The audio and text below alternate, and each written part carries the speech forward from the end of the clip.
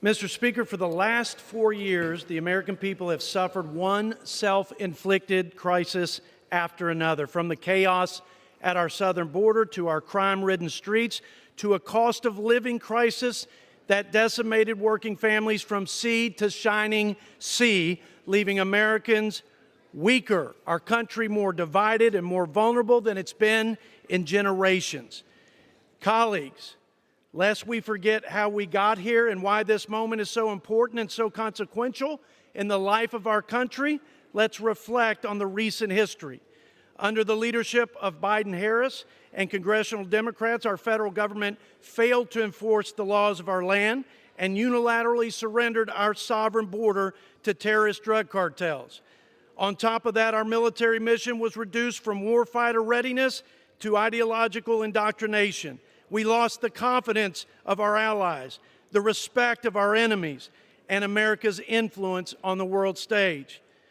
Unbridled spending and failed fiscal policies sent our country's economy into a tailspin. Trillions in deficit spending, trillions more in regulations, cradle-to-grave welfare without work, and an all-out assault on American energy independence wreaked havoc on our economy and created the worst inflation crisis in 40 years. In November, the American people gave President Trump an historic mandate and unified Republican leadership in Congress to reverse course on these failed policies and their disastrous consequences. And that's exactly what this bill does, Mr. Speaker. The One Big Beautiful Bill Act delivers the greatest single investment in border security and national defense, the largest tax cuts for families and small businesses, the most significant commitment to unlocking America's energy resources, and the largest reduction in spending in the history of the United States by twofold. But in an attempt to derail our efforts, you can be sure of this: our Democrat colleagues will use their tired old tactics of fear-mongering and false claims.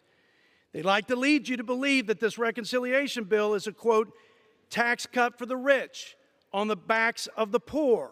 Their narrative throughout this process has not only been misleading, Mr. Speaker, and completely untrue, it preys on the fears of our nation's most vulnerable. Here's the truth. The 2017 tax cuts lowers tax rates for every American household at every income level, with the lower income families benefiting the most, while actually increasing the amount of taxes paid at the top 1%. 3 out of every $4 in the Trump tax cuts didn't go to corporations, they went to individuals. Workers experienced a record 25-year wage increase. Families received an additional $5,000 in median household income, and income for the bottom 50% grew 3 times faster than the top 1%. And as a result, Mr. Speaker, a record 6 million Americans were lifted out of poverty. This won't stop our Democrat colleagues from scaring you with fallacious statements that, quote, children will go without food, seniors will be stranded without health care, and the disabled will be left to die in the streets. All of this is just a cover for what they really want to do. They want to protect health care and welfare at any cost for illegal immigrants, at the expense of hardworking taxpayers and our citizens who depend on them.